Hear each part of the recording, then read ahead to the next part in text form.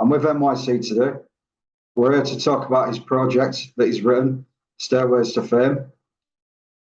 And Mr. MYC, what influenced you to work on this project?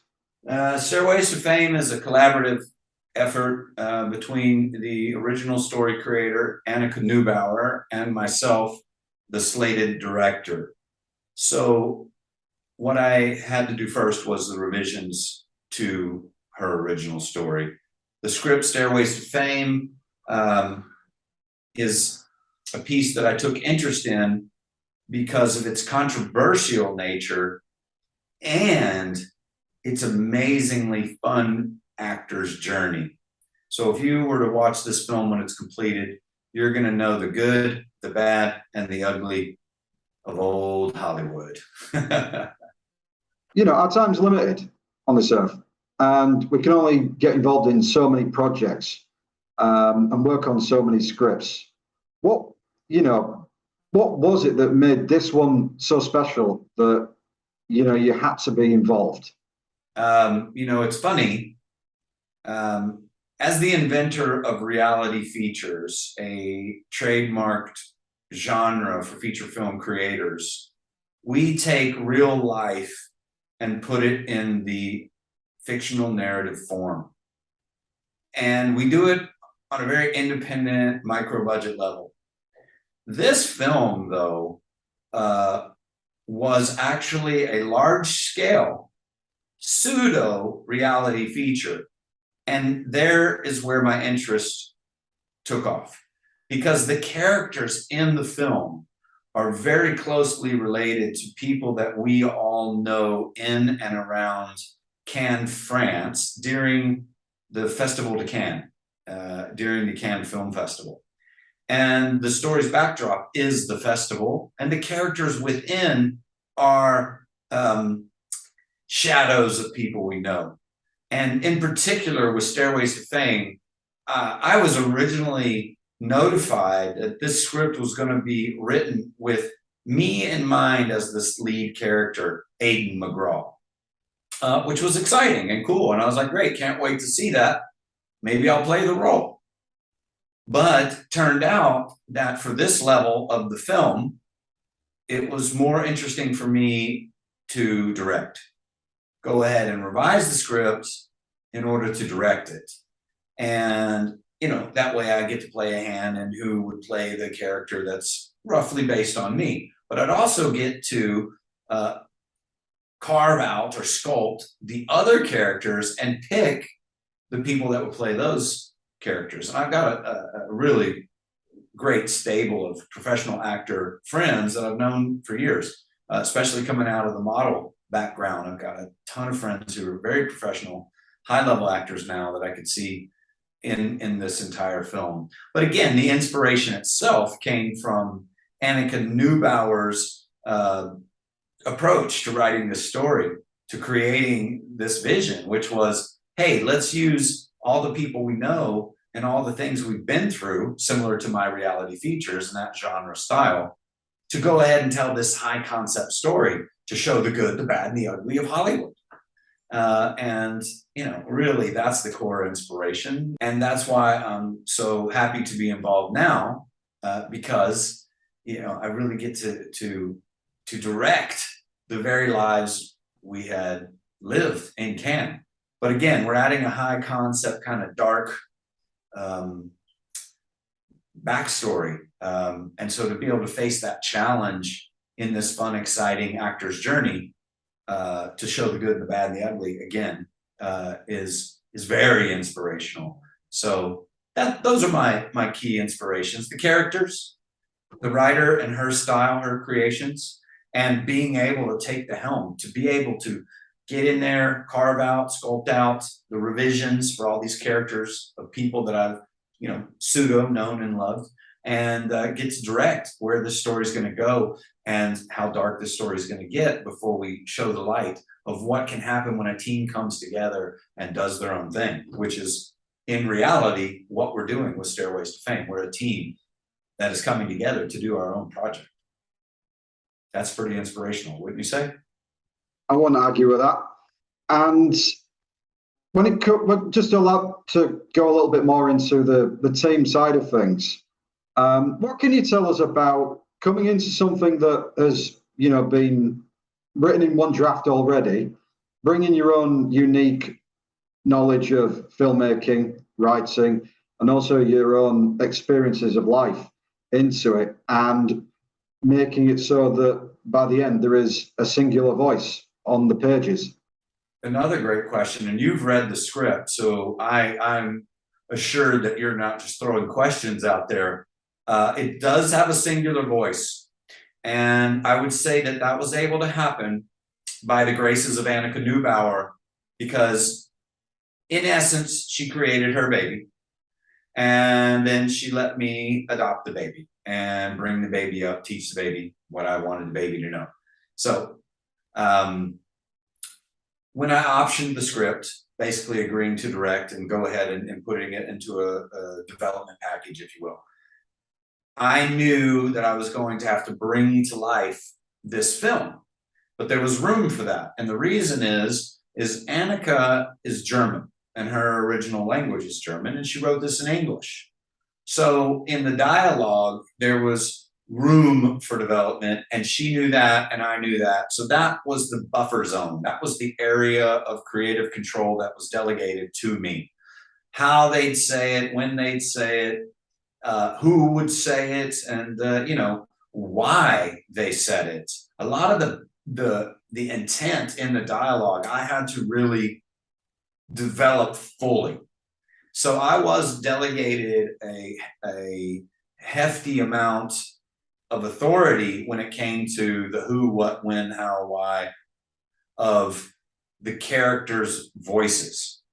So that in itself did give a singular voice, my singular voice, my vision of how the story would arc out, tie up the loose ends, and finally, give us a nice conclusion. The merger point, though, was more her wonderful storyline, story beats. I attempted to stay as true to that as possible, but there were some holes that needed to be corrected, filled, or loose ends tied up, if you will. But there was also some plot points that became redirected, or other characters that had to be brought in for the fulfillment of more my vision and where I wanted the story to go, which complicated her story. So in essence, we both had holes that needed to be corrected.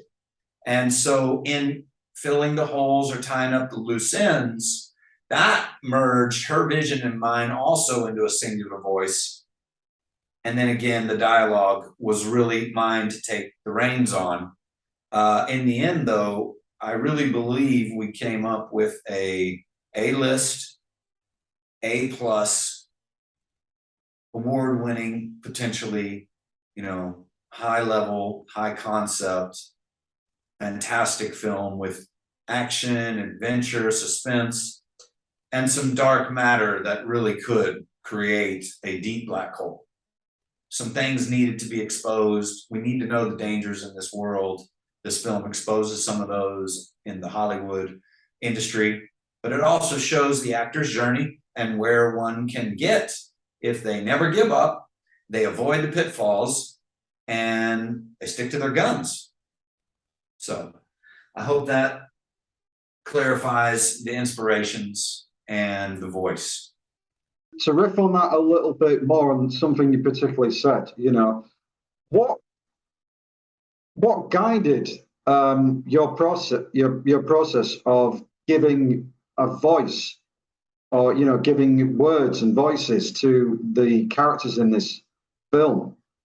Again, another interesting question, and it plays off of what I said before. Knowing that Annika embraced our group of friends and created this fantasy world for all of those characters that she knew to play.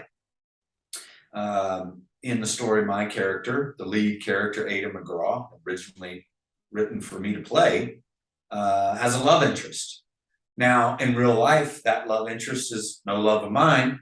We are friends, but for the sake of the story, she took those two characters she knew, cared about, and, set them into conflict.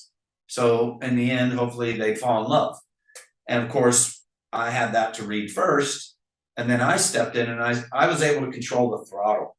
I was able to say, okay, well, when do they fall in love? And it was more my choice to play that out all the way to the ending so that you didn't know if they'd fall in love or not. And in fact, it never quite says that they end up together, which I love, because it should be up to the audience to kind of fulfill their vision of the film, give the film their voice, if you will, at the finale. But again, the inspiration for the characters specifically was being able to see them in my mind. Now, Annika saw who she saw, but again, I have some choice friends that I envisioned more specifically, or in my head, as opposed to the characters she had in her head. And once I was able to give them their voice, they, as many actors will tell you, but it's true, they start to speak to me. So even a one-liner, if I write it a certain way, I would say, no, she wouldn't say it that way. And then strangely enough, a voice in my head, that character would talk back to me. Damn right, I wouldn't speak it that way. I'd say it like this, So the fun of it, the inspiration of characters with me specifically is I can hear the voices in my head. I can be defined as crazy sometimes when I'm in my writing environment, which I love because it comes alive. And, it's just more my job to write it as fast as I can. And it's true to those voices in my head that I'm hearing. Those characters are speaking and that story is being lived out in my mind. The director sculpts all those moments, thinks about all those possible shots to tell the story. But that's more of the DP director. The actor director is really thinking, can this person go there for me on camera? I've seen him in real life behave this way. The person I'm envisioning, I know. Can I get that person? And if I can't, can I cast someone similar to them? And can I get that vibe from this new person that's not the person I imagined? It wasn't the voice in my head. So the whole journey for me is a threefold. Get down the vision I'm seeing on paper when I'm writing. Think about how I'll show that visually through the techniques of the camera. And in the casting, can I get characters that are close and that might possibly make the audience feel the same joy with all those characters that I did in my head when I was writing it? And again, I guess the inspiration for writing in general is the joy I feel when I do it. So, What guided the outcomes that you were trying to deliver by the end of the film? What guided the lessons and stories that you wanted to tell people through the script? Okay, so again, to be fair to Annika Neubauer, she gave us a great structure to work with. And that was what I was excited about in the first place, to even contemplate playing the character. The structure that she laid out was 85% complete. It was really possible to just take what she did, rewrite it in a clean manner, and give great dialogue and stay right with what she did. I needed to do a little bit more controlling. I had to use more of my film finance, film distribution, the business side to kind of gauge how far we could take the darkness, what we wanted to expose, how much we had to up the ante on what was at stake. And for these characters, it was their careers in the acting world. And also I had to think about the thrill, the ride, the enjoyment of the journey of going through the story. What was the exhilaration? What paced it? What gave it the fuel that let us, race through this story? The main thing that I think that's important here is that we're entertained.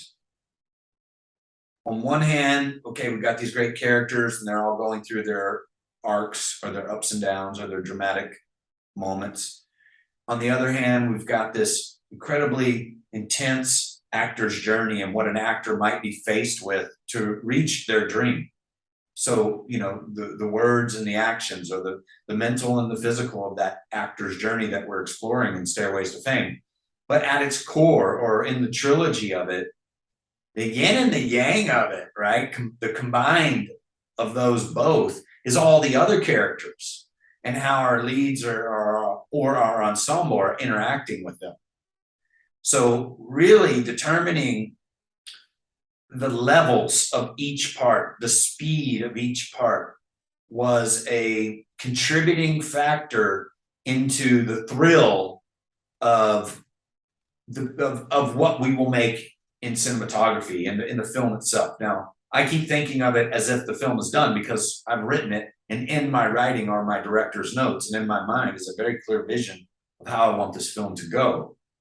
But in explaining it to you, I have to remember, okay, we haven't even started, let alone lock picture. So yes, it's basically the handles, the speeds, the levels of all the sections, all the parts that add up to the whole, and how far we could take some things, how we had to pull other things back. Again, I just kind of fall back to the inspiration of it all, or what motivated me or moved me to create things as I did. I feel like that's the general question you're asking. And in its core, it was more what's believable and yet still entertaining and pushing us forward. So how could I take us to the fulfillment of suspension of disbelief without throwing us off the tracks of reality? Does that make sense? And I'm going to go further down the rabbit hole. Okay. As a writer, what guides your judgment of what entertains an audience, or the particular audience that you're floating around? Right. So what are the guidelines for myself to determine what I believe keeps an audience engaged? I have to say, I have to trust myself. I am me. My information gathering skills have gotten me to where I'm at to be able to assess and determine what I should say the story is. And I'd say at this point, it's really second nature. It's just all the things I've been through in my 30 years in the business, and just knowing, like, hey, this is what I'm willing to stand for. This is what I choose to be. This is the story that I'm allowing myself to put forth. And again, all those gauges, all those instruments in my writing technique, where I pull back, where I push forward, it's my writer's mechanism. And inside the control house of that mechanism, in my mind, the little levers are saying, hey, push here, pull back there. And I would liken it to writing music. If I'm going to write a song that I think everybody's going to like, it's probably going to be a song that first I will like, or I can accept. Okay. So in writing this, I got it to a place where I accepted that this is good enough. It's good enough. And to me, the only way you make something great is you just do good enough. Other people make it great because they believe in it, hype it up, tell their friends about it. It could become a cult classic. It could be a festival favorite. It could be, a pop mega hit where tons of money's coming in because everybody's just got to see this piece. It's the determining factor of our times. And this story is, in a rough statement, it's a Me Too story with a twist. Because in fact, some of the damaging interactions happen to the male lead. And that's the darkness of this script. But I'll leave it at that for now, if that's good for you. And, I'll answer some more questions if you want. Yeah, well, darkness is an interesting subject, and the taste of how much darkness people can handle shifts around, maybe sometimes faster or slower than we realize. Where do you take your judgment from, or what guides you in figuring out how much darkness audiences can take when it comes to to a film? Yes, Tommy, that's a great question. Okay, let's be real. So initially, again, I just trust my gut. I choose to stand with myself, and what entertains me, I hope will entertain someone else. 7 billion people on the planet. If I got 100,000 of them watching my film, I'm I could pull in $1 million independently online. That could help me and all my friends do very well for a while until the next one. So at our core, we can just write what we choose. But if I wanted to take this concept, this high concept, and share it with the entire world, yeah, many of those levers, 10 down to 0, many of them are going to be set at 5. We're going to try to find the medium. We're going to try to find the common denominator of what many cultures can accept. But again, we're going to have to show some ugly things, some confusing things to determine whether those things are good or bad. Some people would say, it's no big deal, the person was never really abducted. They were there at their own free will. Okay, well, they might not even find the film disturbing at all. They might just think, it's a Hollywood story. Someone else might see it and go, oh my God, I can't even watch this. I don't want anyone I know to see this because this is exposing some evils that I don't want to even pay attention to. And then there's another group who are going to see it and say, okay, this is good. We needed to see this. We needed to know the truth so that we can move forward beyond it. We need to see what's not good. And so we can expose it and avoid it next time. So I would say those are the triangulations of center. Those are the prerequisites to figure out what's the best path to tell this information to the world. So what I just said there was, I can take my core audience and just show them what I choose, or I can really hope to have a universal theme for the entire world to see, but I will curb my enthusiasm, or I will check myself before I wreck myself, because I don't want to just blindly show something at very harsh to the entire world at a full 10, if you will, out of that gauge of 0 to a 10. I would want to be mindful of what I'm presenting, and I would want to weigh the good and the bad and the ugly. So the good would be, hey, here's a good story, wholehearted, follow your dreams, make them happen, have victory. The bad, yeah, there's some really terrible things that exist, some pitfalls that you have to avoid, and that's not the most fun for your journey. But the ugly is, there's some confusing, nasty, gnarly things going on in this world that make us just say, why?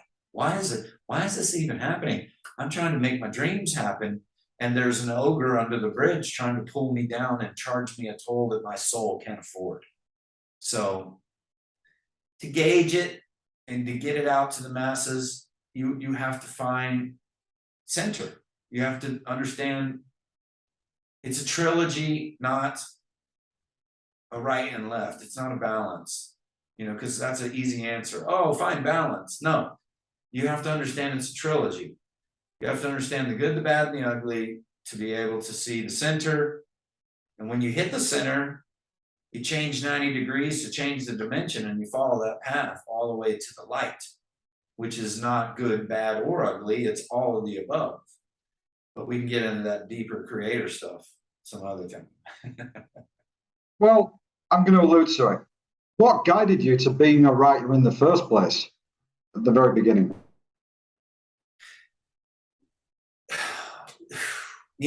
Tommy, that's a old memory, but there's a real moment in time that occurred with one of my football coaches, who was also my English teacher, Coach Baines, Baines, I believe. And he wanted to present me with the book Catcher in the Rye, after he had given us an assignment of describe a journey. And I can't remember if the prerequisite was you're going through an alley and describe it, or if he just said pick a journey and describe it. So it was a little descriptive writing test. Apparently my description of this alley with, I guess, dripping water, maybe a bug on a rusty pipe, or something really said to him, hey, this young kid's a potential writer. And I believe he wanted to present me with Catcher in the Rye to get me to also be an avid reader.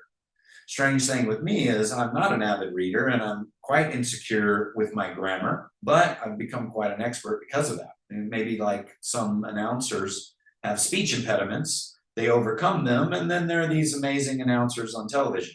Well, for me, I was very insecure about being grammatically correct, and I still am, but I pay attention to that. I use all the modern updates to help myself. I have my friends revise. I have professionals edit, and I get all of that stuff done. So what got me inspired was all through my life, these moments occurring.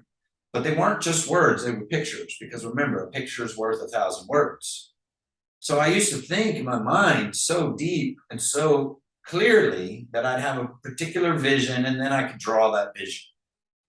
In order to be able to draw that vision precisely, I learned over time I had to really have it clear in my head. And the only way to have it really clear in my head was to speak to myself about what it was that I was creating, you know, how the shape was, how the light rolled, what was the strength factor, what was the style, you know, all the parts that were going to go onto the paper, they mattered. And early on in my life, it was more about pictures. Later on in my life, it was like, the words describe the picture in a more concrete fashion.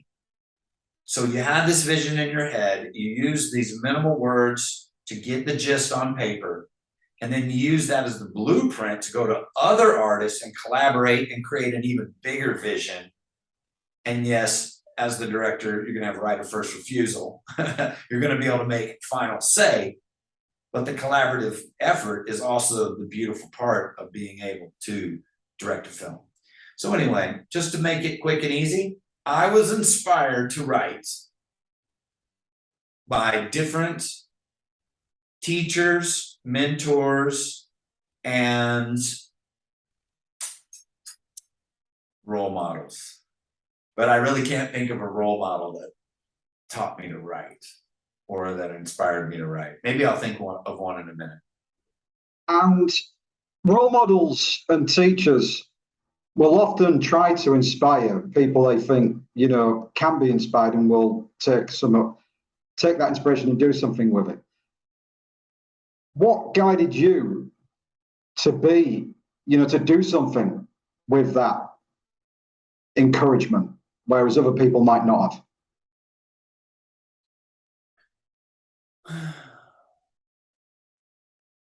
Encouragement from others that repeats again from others tends to start adding up to a kind of a weight or something that you would acknowledge.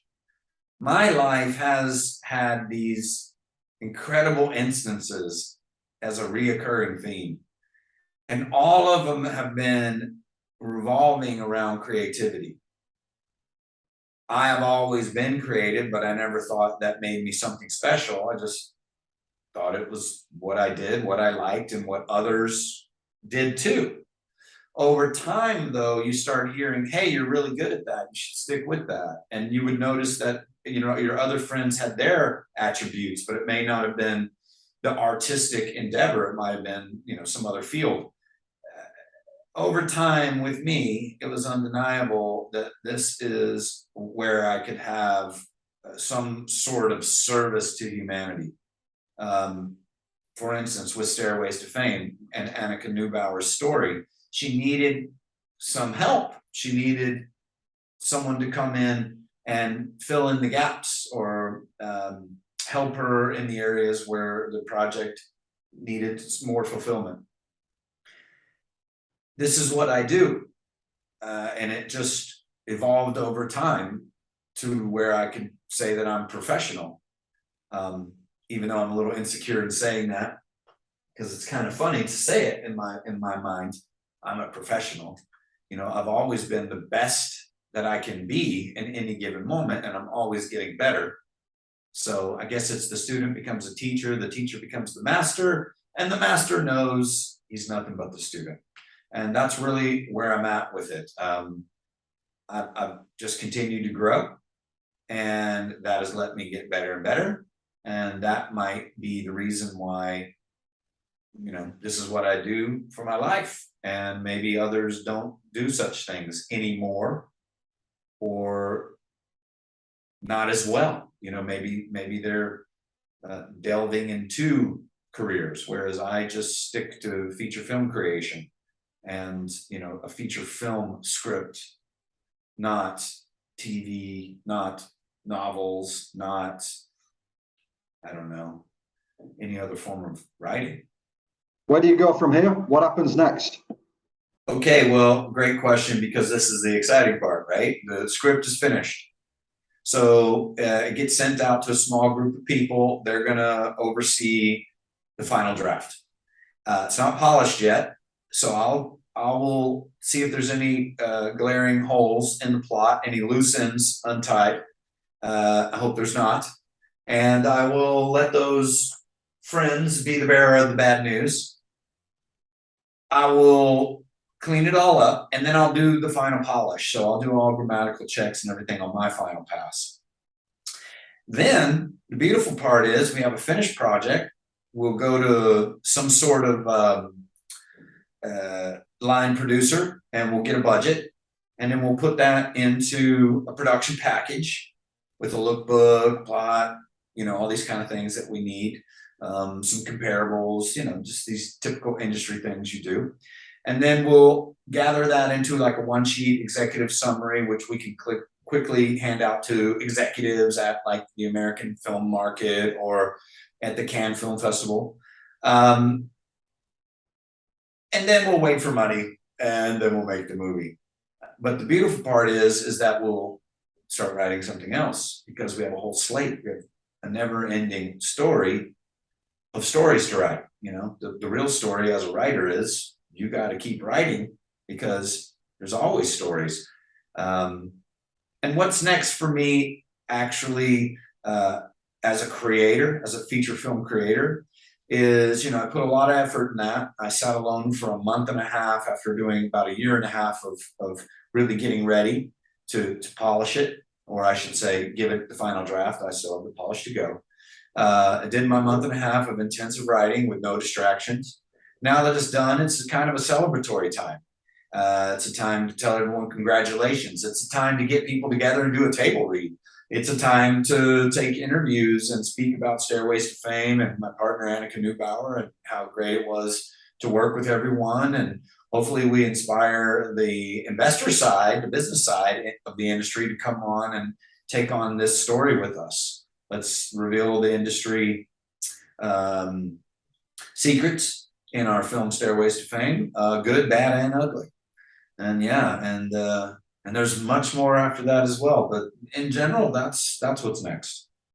So apart from this particular project, what else are you working on, and what are you up to, and who are you up to it with? Well, as you know, I'm MYC Agnew of Liquid Lit Productions, Dyer Management, MYC Consulting, or My Consulting Inc., depending the DBA of the moment. We also have my favorite, Metropolitan Society, a film and music mixer.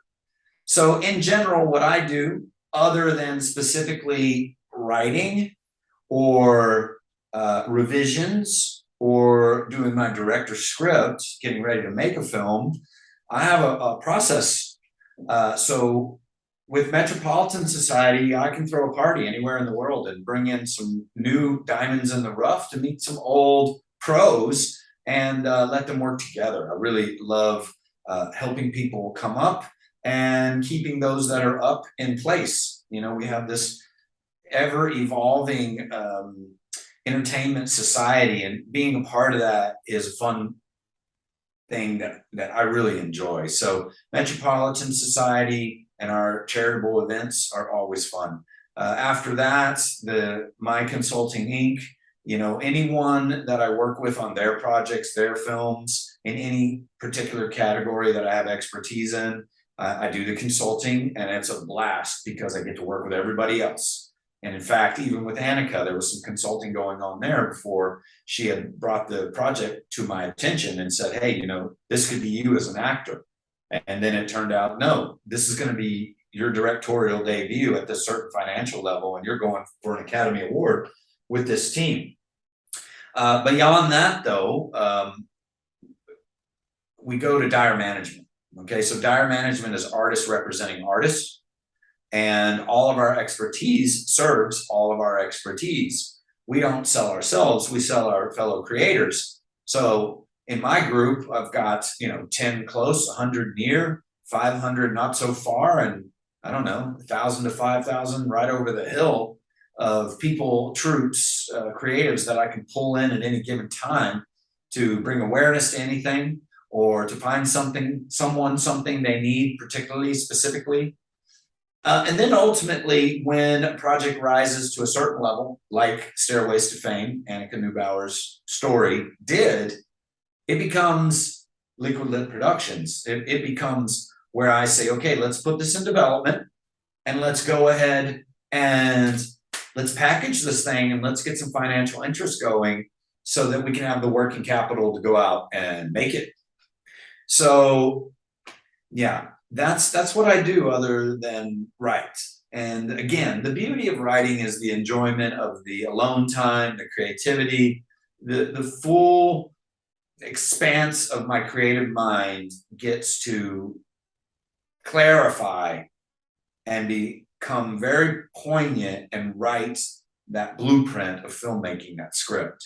But that blueprint has to go somewhere, and I have the mechanisms to see that all the way through within my corporate structure to, on one end, take a story right out of my brain, and on the other end, put that finished content on a screen for someone else to enjoy. And that's what I do.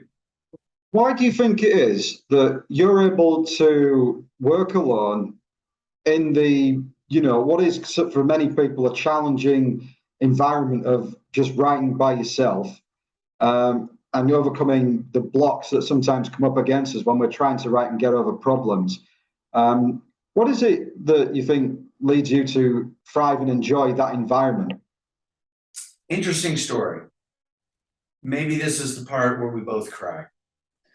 So there is something about my past that I think is relevant to my ability to sit alone for long periods of time and get the writing done, and then engage with large groups of people in the collaboration of feature film creating. And this is the story, just for you, Tony. So when I was a little boy, I loved my mom dearly, and I loved being next to my mother. But my mother was a career woman, feminist to say the least, but it's really just, she wanted to work. She wanted to be free to do what inspired her.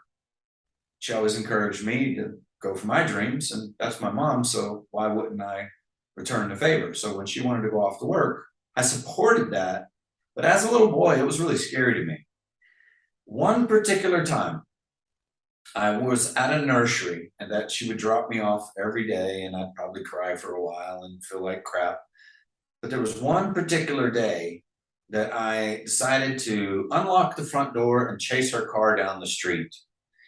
Now, the thing about this story is, at that nursery, there was a little library in the front, and then there was a large venue with tons of kids that all played in the open area. I couldn't manage to hang out with all those kids every day. I was too, let's say, introverted. But we found out that day I'm not so introverted. So yes, I chased my mom's car. Yes, she stopped. Yes, everyone freaked out. Yes, they captured the wild animal MYC and put him back in his cage. But that day they did something that I don't know if it's right or wrong, but it turned out to be a plus, even though I think they meant it to be a punishment. What they did to me that day, these nursery owner operators, they put me in diapers. And they put me out of my little library room with all my books and words and pictures. Mostly pictures is what I enjoyed. And they put me out there in that room with all those kids, and they forced me to stay with them all day. Now, I wasn't a dumb kid, and I was probably 4.5, 5 years old at the time. But I realized I was the exceptional kid that day. And I took that attention, and I made sure that every one of those kids had the time of their life that day. You see, Tommy, there's something about me that comes alive in a group of people, and I entertain. But I'm entertained on my own, alone, left to just research or experiment or ponder or fantasize, create, right? And so that day I realized that, yeah, I have the gift of going out there and making it in the public.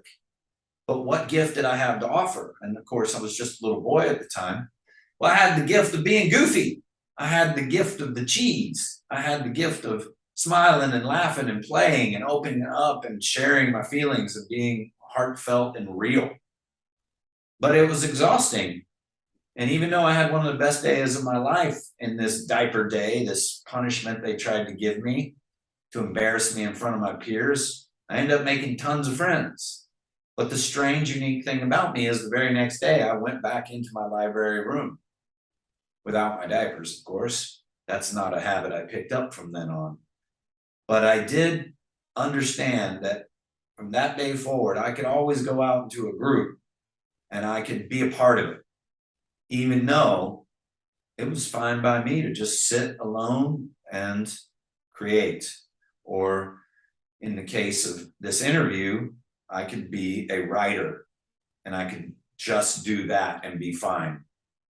But now, because I know I have this skill, I'm able to take what I wrote and bring it around to everybody and ask everybody, what do you think?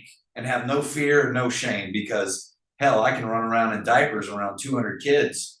I can definitely run around this industry and take a shark's opinion on my script, even if they don't like it. It's like, hey, great, someone will like it. So that's kind of the full picture of me, the real psychological side of why I know I can do what I do and why I continue to do it.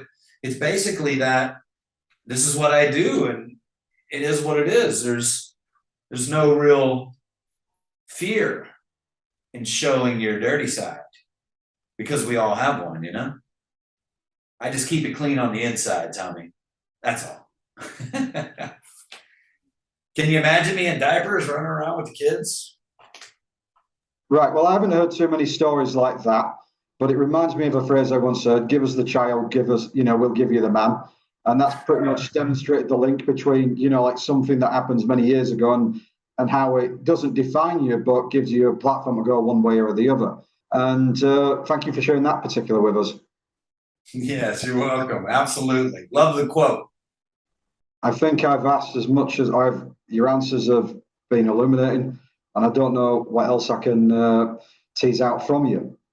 Apart from thank you for your time, and I appreciate your insights. Well, I appreciate that as well, and it's an honor to be on your show, Tommy. I'm sure you're going to have many amazing guests. I'm glad to be able to be one of the first, and I'd like to just say to you and your audience, you're specifically to your audience, hey, you're watching the right show, because I've seen you in the Cannes Film Festival speaking to many amazing people, and I can't wait to see you get more and more of them on tape. So thank you very much. And I'd love to come back anytime, especially when I have something relevant and recently finished, like Stairways to Fame right now. Thank you. It's been an honor.